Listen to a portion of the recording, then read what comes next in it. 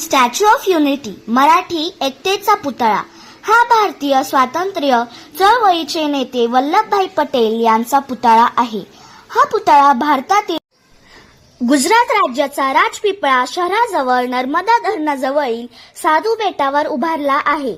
ह्या पुतळ्याची उंची 182 मीटर आहे.